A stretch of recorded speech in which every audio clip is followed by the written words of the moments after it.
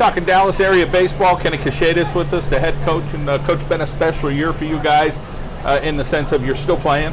But boy, the Wyoming Valley Conference was pretty brutal this year for all the teams, beating each other up all the time. Bunch of wins, bunch of losses, but you guys found a way to make it work at the end. Absolutely, John. We were 0-1, 0-2, 2-6, 7-6, 8-6 conference title, 9-10, 11-6 district title, and we won our first round of states this year. But like the season seemed like it couldn't be over soon enough when we were in a 4-game losing streak, playing tough competition in the conference. But we turned it around and made us battle tested to go here in the state playoffs.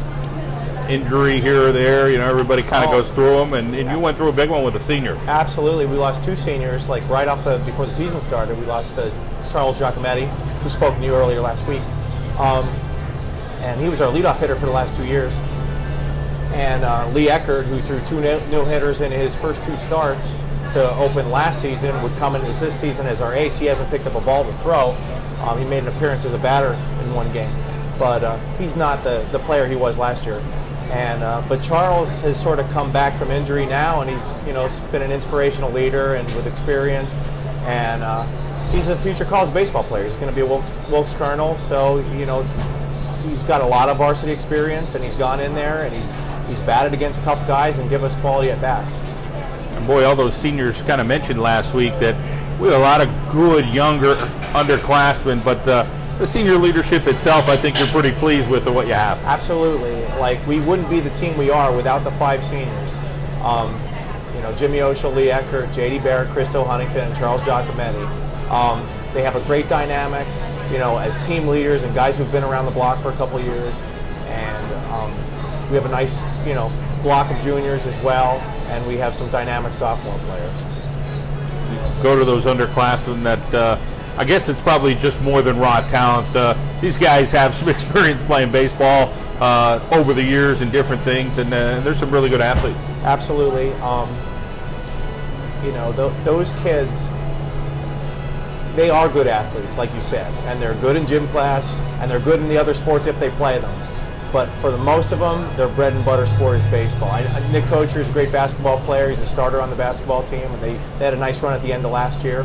But it's going to be tough for him to not be a recruited baseball player with his size and his length, and the 3 pitches that he could throw for strikes.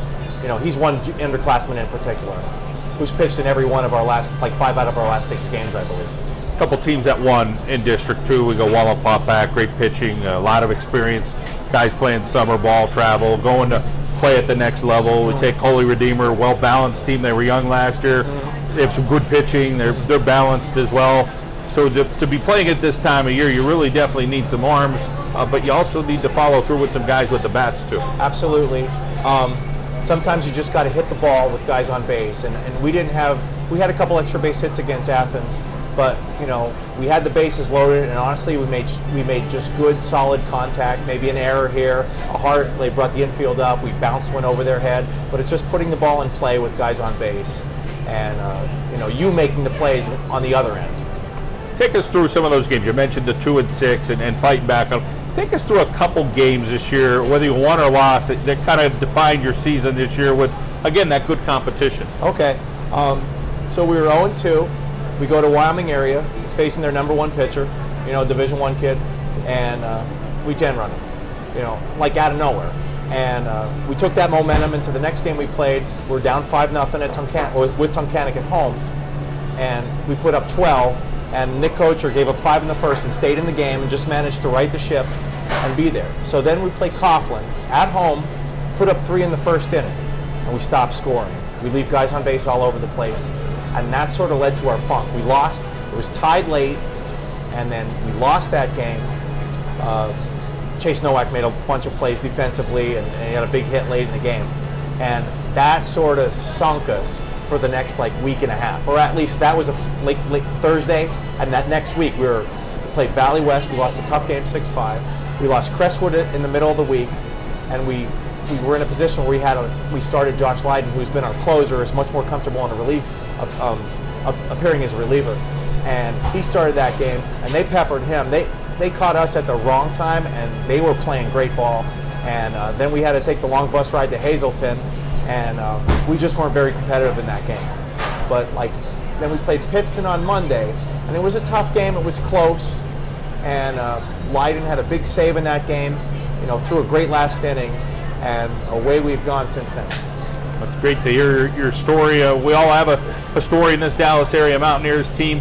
Talk about the kids feeling good about themselves, being confident, having the parent support behind them, the school behind them, and there's a lot to all the moving parts. Yeah. Well, it's just, it is nice. We didn't lose a game in the month of May, varsity or JV, which, I guess that's what it takes to win a district title and advance in the state playoffs. But it has really been a good thing for our school district this year. Our school district has been through a lot of things, starting, in November all the way through. It's very challenging. Weather, teacher strikes, it's affected everyone, school board members, teachers, coaches, kids, parents, every stakeholder, it's affected it. But when you have something like this at the end of the year, I think it's a good thing for the district.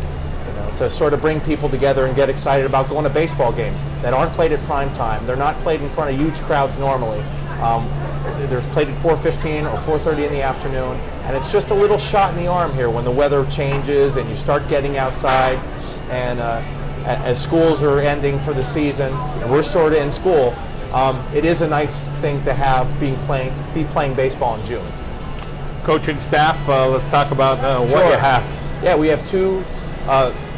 Jim Casey is my assistant coach, and we have 3 volunteers. Jim Casey does a lot of outfield work and pitcher work.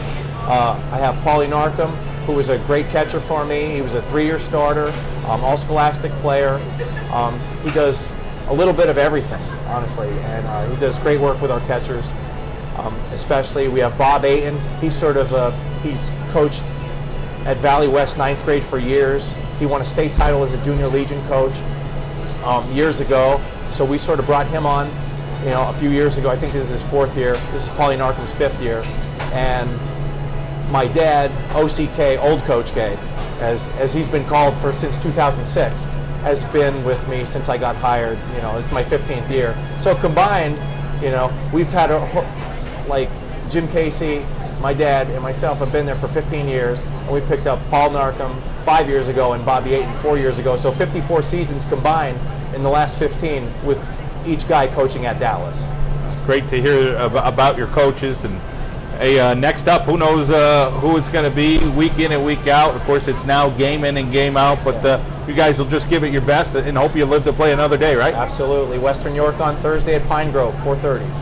Well, we wish you well, Coach. Great to see you here at our Carolyn Canal. It's good to see you.